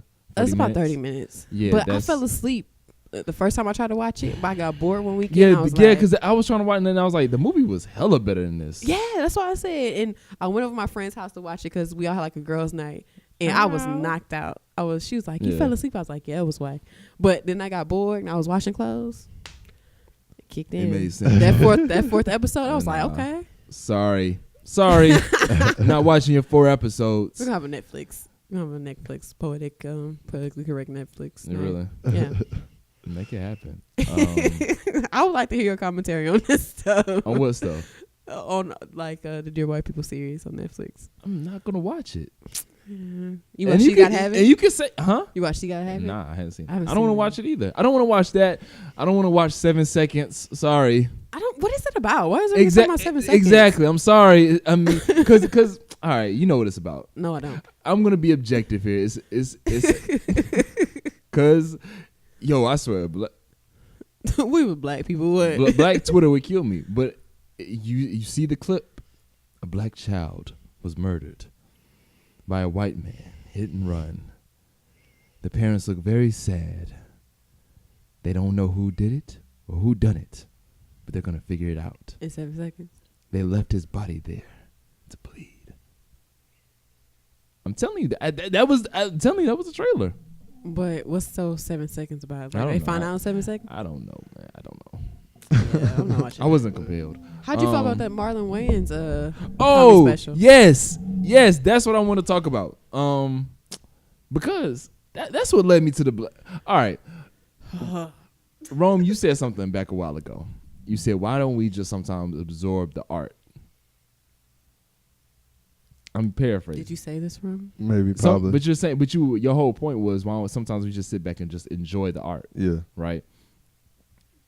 The whole thing. Now I'm gonna tell you. So there's several different factors to the Marlon Wayans stand up. There's some factors that I love because the way he ended that, and let's make this spoiler alert. If you haven't seen it, Yeah, how did he end it? Because I went to sleep. oh wow. Okay. So the way he ended it, did you see the whole thing, wrong? Yeah. Okay. All right. So boom, let's go. He All didn't go to sleep. I went to sleep. Yeah, that's terrible. All right, so boom, let's get to it. Look, the way he ended that on an emotional roller coaster, I think is genius because that right there sucked you in. And I think as a performer, when you can suck someone in emotionally, when you look at Dave, when you look at, because that's what we like to do. We like to compare. We like to say, oh, this person pitched this person, and say, oh, it wasn't like this. It wasn't good as this. Instead of just accepting who this person is and accepting their art for how they create and how they painted the picture for us to view, instead of saying, oh yeah, but it didn't look like that. No, fuck how that looked. Let's just focus on how this looked right here. And because for one, I know how Marlon is as a person, not as a person, but I'm saying as a character. His whole shoot, I may as well say as a person, because he just carries that character throughout anything that he does. He's very animated. He's going to push that line. That's his whole thing. So I know going into this, he's gonna push that line. I know if I see him doing some wild shit, Marlon's gonna push that line. But it's about how he brings it together. I think there's a taste on, as a performer, how do you bring something together for the message and for the punchline?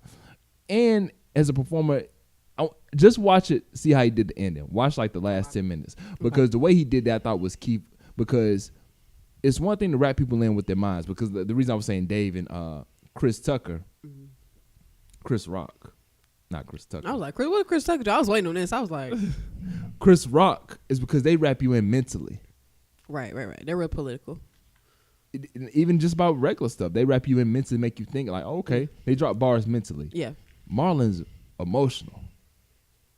If you watch that, the way he did that, to wrap somebody in emotional is almost you know what? I almost say it's a greater impact than the mental pull. I can see that. I agree with what you're saying though. Once he got going and got into that kind of material, he had to get into it. Definitely, he had to get it definitely into sucked me in more. He had to get into it, but I think that's the third. So I base this on several things. How many times have we seen Marlon do a stand up? I've never seen Marlon. He hasn't done it before. Yeah. So I can't even put you up there with Kat. I can't put you up there with Kevin. I can't put you up there because this is your first run. Yeah.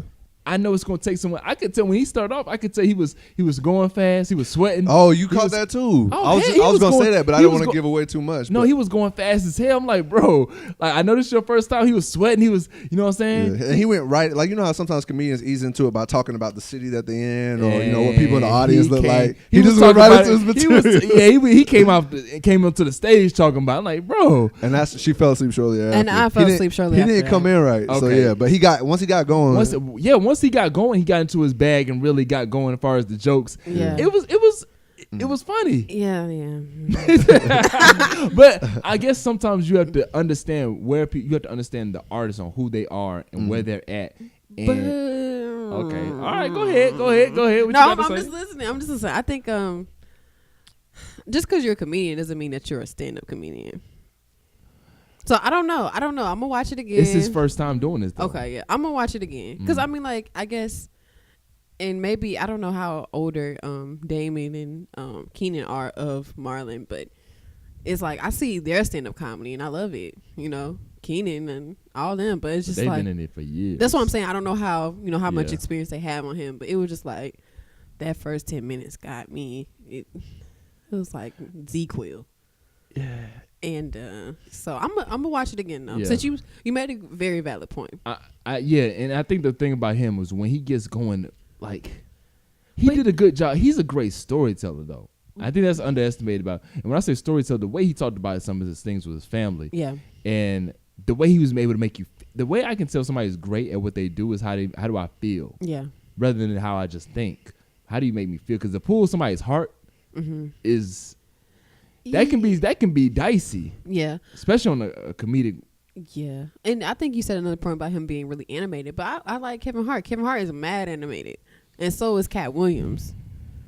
You know what I'm saying? So it's kind of like. It's a different type of animated though. But yeah, it is. It's definitely something to get used to. I don't know. I'm gonna listen to it again. Okay. I'm gonna listen to it. I'm gonna watch it again because listen to it means I'm about to fall asleep. You just gonna listen to it. And I'm not the biggest. I'm not even really like a Marlon Wayans fan like that. Yeah. But I did think he did pretty good. Okay. I like Marlon when he's with somebody. Like him and Sean did a special. I probably would have stayed awake the whole time, and that's because they can bounce off each other. Wait a minute, what you just said right there? It might be lit, right? I need my money. Be quiet. How dope would that be though? That would be dope. Two comedians on stage together, just. I've never seen that before. Like two dope queens. Yo, why don't? That's what I'm saying. People got to come together sometimes. And That's two dope true. queens do that. They do that. Yeah. Two dope queens. Yeah. Yeah. Sometimes we got to stop thinking about and just do it. Like I thought that was pretty cool what Drake and Lil Wayne did. Even though it was felt kind of corny to me, I thought it was cool. When they this is probably about 3-4 years ago. Tour together? Yeah, they toured together. They were on stage together. Oh. It's kind of like Yeah. It was kind of Speaking of just moments that people really didn't care about, that was another moment. Not care about God's plan. Oh man. Me either. Wait a minute. We just talked about God's plan last week and we were all on the same board. We were. I guess the video. Oh, okay. You weren't feeling the video. Yeah, the video. You thought it was a little cheap, corny. Yeah. So giving out $1 million wasn't the vibe for y'all? It is kind of like I feel like God's Plan, it sounds to me like kind of like a throwaway song, but it's catchy though. And that's where it gets you. Because it sounds like a generic song. I think, but see, and that goes to my point. I don't think they knew, they weren't anticipating that impact from it. Because it did sound just a regular song to put out there. Yeah. I don't think no one knew that impact. And that's why I say his next album will be his best album. Yeah, that's to be determined. I think it is to be determined. No, she says no. Reason I say it's going to be his best number wise, it's already going to be his best. Yeah, number wise, that's planted in the seed. Yeah, I say his best because I'm listening to how he's grown with this sound. Yeah, whether we like that he's using that Lil Yachty or using that Lil Uzi sound, I think now he's mastered where he went. Yeah. Actually, to be real with you, I don't even claim that sound to them because he was trying this back on Nothing Was the Same. if you listen to a song like The Language, Yeah, that's true. and 305 to My City, Yeah, he was trying to. he was, yeah. I think it just the sound became popular, and he just already hopped on the wave. Like Drake is good at evolving. Like he's always been good at evolving the different sounds. So on the sound level, it'd probably be dope. I guess my issue with the video, I guess it could be dope. Because normally Drake's videos is kind of out the box. Even when you think about what's the video when he's in the convenience store. Started from the bottom. Yeah. So it's always kind of like out the box like that. So I guess it just seemed kind of like, okay, I'm a millionaire. Let me give you this $1 million. Or he was in the video. He was in the convenience store for. Oh no. Yeah. What's my name? So yeah. So it's always kind of something like that. But we'll see. I don't know why I to be remember determined. You like that song, didn't you? I did like that song. That was a big joint. Ringtone for somebody? No. Oh. But I thought Drake was very clever when he said in that rap line. Thought that was what's her name? Yeah. And then playing it off the song. Yeah. And you did that before? Wow. You had experience in there? What you mean? You had experience in mixing up somebody's name before? Nah, talking about using like a parallel to match it to something else. Yeah. Yeah, 1,000%. Only people, what's funny? Only people that know me when I'm throwing. Only people that know me know about certain situations. Know when I'm throwing like shade in I'm not gonna call it. To me, it's not shade. It is shade. It's not shade, but they know when I'm hinting towards something. Like if I use like, I'm not gonna say it right now. Yeah, I know you. It's okay. But like if I use like a certain color. Yeah. And then I match it with certain like a flow or something to you because I'm gonna make it sound like okay, it's gonna make sense. Yeah. But then somebody like no, bro, like you talking about somebody, right? Like I've seen you at shows, so I know how you act. What? No. Like and Get Out. No. Jordan Peele, that was dope. No. He won Oscar. Oh, okay. That was just random. No, it might have been. It's like he won. I thought that was dope. Congrats to him. Congrats, Jordan. Get Out. Jordan. Shout out to Key and Peele, man. Yeah. Classic. I missed that. I like that show. Key and Peele was a really good show. There's some good moments. Yeah. Damn, what happened to Peele? I mean, what happened He to Key? peeled off. Key was popping with the whole Obama thing, but since that passed, he hasn't been doing much, has he? He hasn't. He was in something though just Damn, now. when they just got Jordan, got him out of here. He did. They even looked out for He him. even put him in. But Get you know Out. what? No. I say that wrong because they put out that movie with the cat, What and that shit flopped. The Keanu. See that? Keanu, yeah. Yeah, people don't no. know. Jordan just ain't come out here swinging home runs with the movies. I don't trying watch to- that. Damn. Exactly. No one watched it. No. It's called Keanu. I heard of that name though. I probably You're probably seen thinking about the Keanu previews. Reeves, though. No, but I seen something with a cat though. Yeah, that was Keanu. Try to play What me. was the last what was the last good real black like comedy movie though? Comedy It's movie? tough. Last Nah, black it's not comedy tough. movie. It's one that just came out. Who? I'll say Almost Christmas. Girls Trip. Oh, Girls yeah, Trip. you're right. Yeah. You're right. Sleeping, Girls Trip that's was sleeping. lit. What'd you say? Girlfriends was. I mean, girlfriends. No. Girls Trip was Oh lit. man, Girlfriends. But Girlfriends was I lit. had So. a crush. Oh my gosh. On Joan. Joan, the other one. I had a crush on all of them except I can one. see that. Which one you didn't have a crush on? Which one was it? It was one that had. It was one to join. She pretty. I just didn't really care for her. The one that had the big lips. You didn't like Tony? Tony. No. I like Tony. Was it? No. The other one. The other Maya? joint. Was it Maya? Or are you talking about Lynn? No, I like Lynn. So you like Lynn? Lynn, Joan? you know why I like Lynn? Lynn look a little just. She look a little like just radical. Yeah. Okay. Like she just, she wasn't living by societal rules. All right. We'll let you have that one. We must be talking about Maya then. I don't know which one was it. Was it Maya the one with the kid? Tony. Must have been Tony. Tony then. has a yeah, big yeah, one, it must have been Tony. Yeah, Yeah. okay, so it was my before I had a crush on all of them.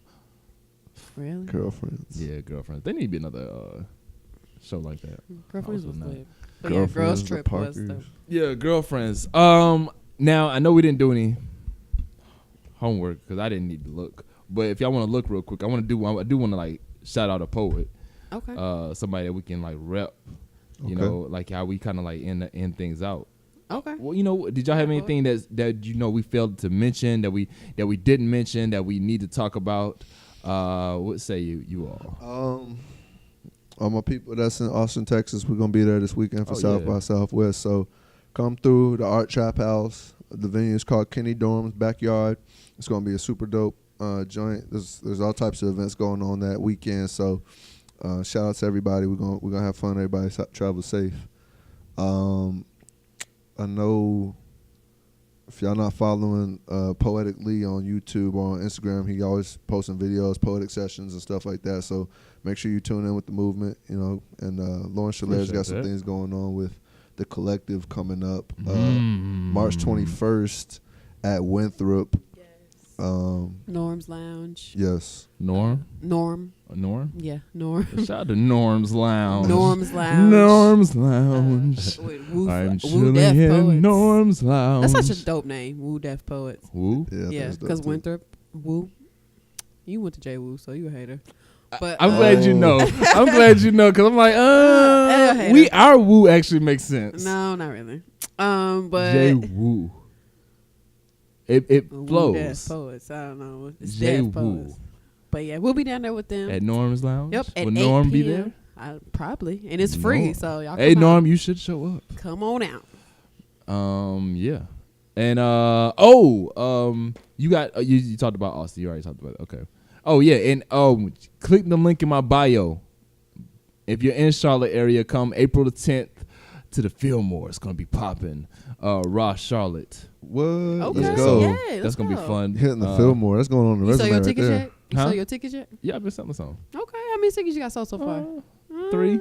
Okay. Okay. Well, you know to holler at if you want to sell a couple. Yeah. You know what I'm saying? Come get some tickets from Poetically. Support Yes, this the man. link is. I mean, I just put the link up the other day. Okay. So, Is it on your Instagram? Yeah, it's on my Instagram. So Yeah. it's there. Click on it. It's gonna be a dope. Oh, I got so much. Like I'm hyped because I got something so dope planned. Mm-hmm. Like For the show? Yeah, like Okay. I'm about to bring a different type of I had to go crazy. Like I have to step outside the box. So I got something that's gonna be like it's gonna be a moment. It's gonna be a moment. Okay. So I'm gonna have it recorded too. So Okay. so you record? yeah. Can you do it? Yeah. Yeah. Shout out to King. She's dope. Yeah, I'm trying to capture these moments. So That's dope. Yeah, man. so It's gonna be so dope. yeah, man. All right, so I have somebody. This was brought up by the name Wiz herself. Like you are the name Wiz. You Everybody says that. Yes, because you came up with this segment, Poetically Next. Yeah. And so I'm gonna start off with someone he's real dope. Follow him on Instagram at Cyrus Speaks. Okay. I had met him so I did something. This is about like 2 years ago in Atlanta at Urban Grind, and he was there doing something too. I'm like, this dude's raw. So I'm gonna play him right now and get into it like this. Because at this place, you find both peace and purpose, learning that you are an important piece to the greatest purpose. Knowing why you were created, here you learn that. Dwelling and worshiping with others that love the maker of you, your soul yearns that. Here you learn about God, from God, through the mouthpiece of his servants. What a service. And we've got quality musicians given to assist us in worship. And can y'all believe this is free upon entry? Man, you can't beat that. With a deal so sweet, when that offering bucket comes, you should want to give back. Whether you need to change the one you go to or bring about change to the one you go to, you've got to make it work, even if it hurts. I'm trying to show you what it's worth, because the most magical place on earth is the church. So that was like a little mini clip, but he's very powerful. I want to say like very religion based. Probably tell from that. Yeah. Very religion based artist, poet rather. Hold on, let me see if this. I want to play one more real quick. Once we thought we were mature enough. Hold on, no. I want to play it. Find this one. Da da da. As I buffer through. Da da da da da da. No, I want to get this one because this is actually a really dope one. Hold on. Oh yes. Hold on. Yeah. We gonna bear with it. We gonna stick in there. Yeah. No, we're You know not. what I'm saying? Trying to get through it because this is really dope. Hold on. Scrolling in the rolling. Yeah. Why is he trying to help you? Like, Rome was always gonna help. See, that's all. He over- Yeah, that's all. Yeah. Hold on, let me see He this. couldn't even. Okay. Signs of our spiritual decline. It's like we ignored all the messages our pastor gave us, that good Sunday soul food, and exchanged the bread of life for an arm candy, and our flesh resurfaced their sweet tooths. And I can hear all the snickers in the crowd, but I'm telling y'all, we were fireballs for God, nerds in our word. But knowledge puffs up. So as these smarties became airheads, our desires became twisted like Twizzlers, doing what we knew was absurd. Of me to have the nerve to leave his fresh frame of word tic-tac just to pursue a situationship of breaking him off a piece Kit-Kat. The way we've been living, you think by now the rings pop. But her fingers still missing that whatchamacallit. Okay. I mean, we still worship the lifesaver. And you'll see us serving in church now and later. But we're living like we're falling. Hold on. All the signs. That was dope. Yeah, I see what you're Yes. saying. He's nice. Yeah. I feel like I know I definitely follow him. I'm trying to figure if I've seen him in person before. He's based out of Atlanta, or Yeah, is he's he? based out of Okay. Atlanta. Yeah. I might have saw him on your page or something. Oh, okay. Or Lawrence. Y'all got somebody y'all want to shout out? Yes. Play. All right. She's like, yes, I do actually. I do my There it is. homework. My fault. I didn't mean to drop it. Look, on you. you're so rude. I Just do my slightly. homework poetically. Oh, okay. Is there? Hater. All right. This is Javon Johnson, and Okay. he's amazing. I'm gonna just play his stuff because there's nothing really to be said. Our military heroes' courage and bravery give greater meaning to what Excuse it the is to commercial. be American. Grand Canyon University Don't look at me like honors our that. heroes and pays This is our tribute to whole their heroes. You see my video.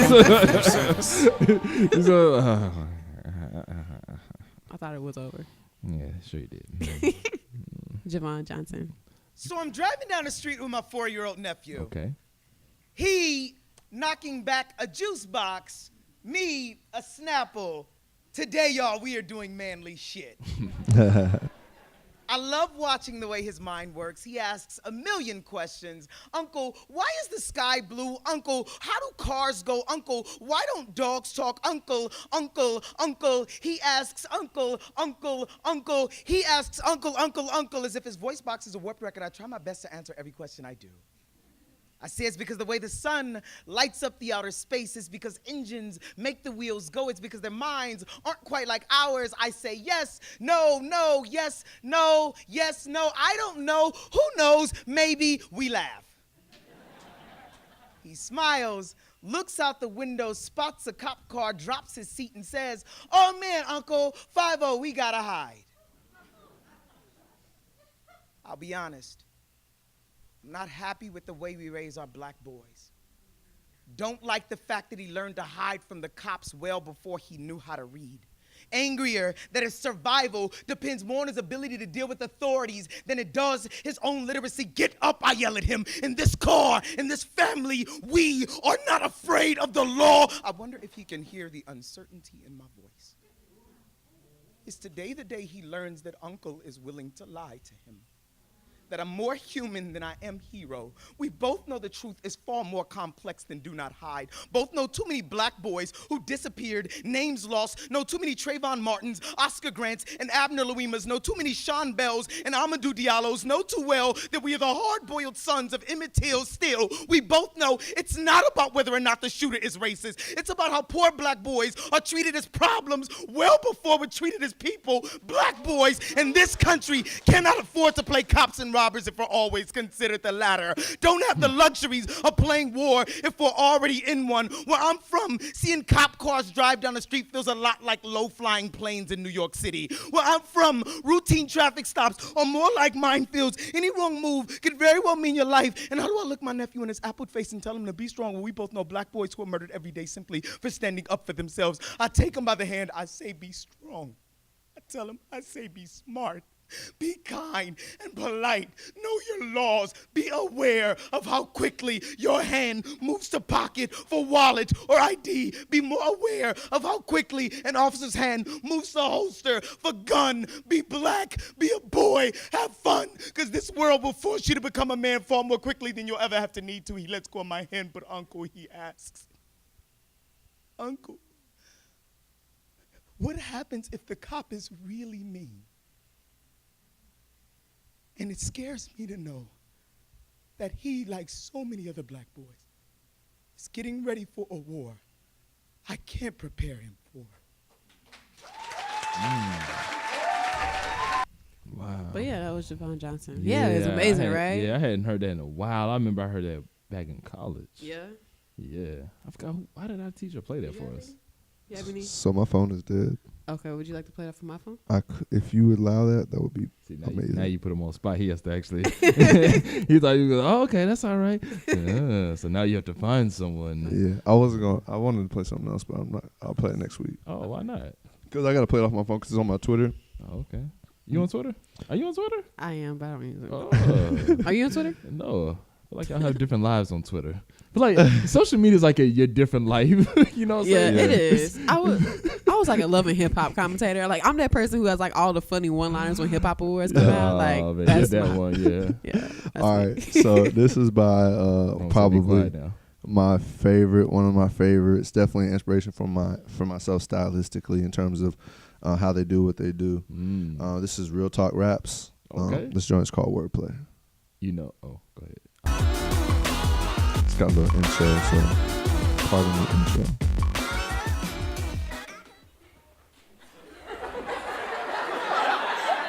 My boy T.Y. say, if this was 1950s, I could be somewhere in Mississippi dead. I tell my boy, take this drink, and if you Mississippi dead.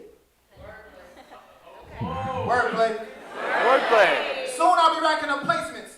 Top spot after it. I'm a computer burning up in flames. Immaculate, on fire. A Mac you lit on fire. Packaging. Audio for trafficking. Wordplay. Wordplay. I need a lady with nice hindquarters. I like to be respectful. I need a lady with nice hindquarters. Gluteus maximus accurate. Nice mind on her. I know God took time on her because that melanin class and confidence just shines on her. She was juicy like fruit, tropical, bi-coastal, juicy like Hanukkah bifocals. I know you like, man, that was a stretch. But damn it, the respect for this lyricist gets granted nonetheless. You ain't up on this, cousin? You ain't heard my CD, this cousin? I don't take it as a diss, cousin, that you ain't heard me spit like this, cousin. At the end of this discussion, you would have heard me spit something. They just reaching, under wheel, casting lines. Nothing real, sitting back, fronting ill, whole time they getting well. In this rap market, I'm sick as hell. I need me a hot soap. I say I got sickle cell, anemia, doc told her, but I know that sickle cell. I need me a stockbroker.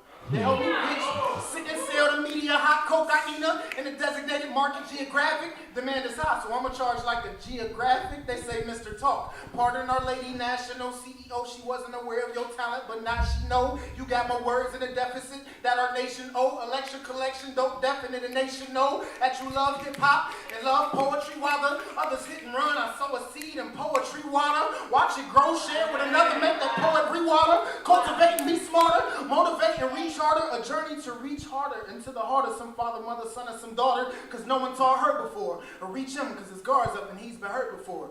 Or youngins in food deserts, well, I'm nothing they seen or heard before. And I'm nothing they seen or heard before. They smoking herb before. They learn I'm something like a herbivore. only green spinach and artichoke. I get the crowd hype. You probably studied the artichoke. And I eat too fast sometimes. I auto-choke like when the transmission quit and then the engine on my auto chokes. But I digress. Grandma Nudie told me, boy, you gotta slow down and digest. Gluttony is a sin. You don't want to digest because your eyes are bigger than your appetite. Why, yes. You overrate. Don't worry about these critics. They always gonna overrate. These bricklayers are shooting over 8. On a scale of 1 to 10, you release over 8. They view you far more suitable. Harder than trying to dress a cow or even suit a bull or getting kicked out of United Center skybox trying to suit a bulls. They metaphors. They metaphors. You met a 10. They metaphors. You met a 10. They met a loss. You met a win. God forgive me for being sick when you gave me the cure. That's a medicine. I gotta repent for aspirin, Sudafeds beating. You have an easier time trying to sue the feds or getting shot down by a lady when a previous suitor fed her lobster, shrimp, and steak while you chewing bread. And I'ma keep spitting, keep ripping these snippets. I'm still fly. Discount, cheap tickets. He's sick of stage 3 rickets. Hut 1, hut 2, flea flicker, DJ, feet flicker. She alright, but she thicker. Who better than us? We, nigga, part of my French. We, nigga,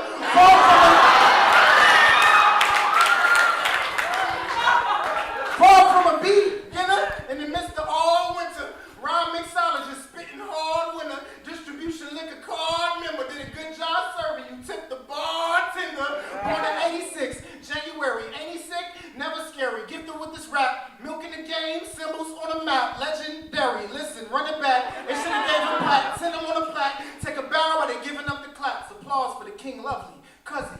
Do no ventriloquism dummy, sitting on the lap, just non-fiction, spitting when I rap, yes. This is some of that, yes. Light years ahead, they need to go faster. They some dope actors, they iPod, I'm ePod. I'm even dope backwards.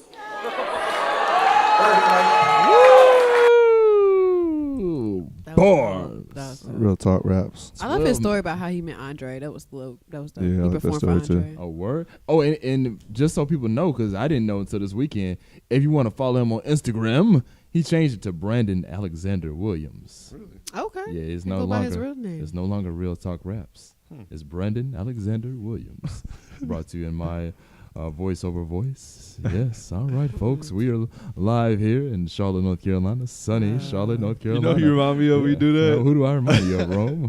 When Jamie Foxx on the Jamie Foxx show does the news reporter. Oh, yes. Tyrone Koppel. How you know his last name? What's his last name? You remember Tyrone Koppel? Yes, but he remember his put whole own name. government. Yeah, I was watching it. He said it so proud. And you were Tyrone Tyrone Koppel was Koppel. like, I was watching it the other day. Lauren was asleep and the TV was still on, so I was Yeah. watching the joint. It was lit. Oh man, well, never can say goodbye. "Aw, you don't have anything else for us?" Nah, it's plus it's a wrap. It's late, Okay. and it's What time is it? late as hell. 9. I'm gonna wrap it up. Wrap it up then. Yeah, wrap it up then. All right, we out. And, I just can't end it like that. Psych, I play. Oh, we out. All right, follow us poetically, Instagram, Rome DiCarlo, Lauren _Schiller. Bye, man. Bye.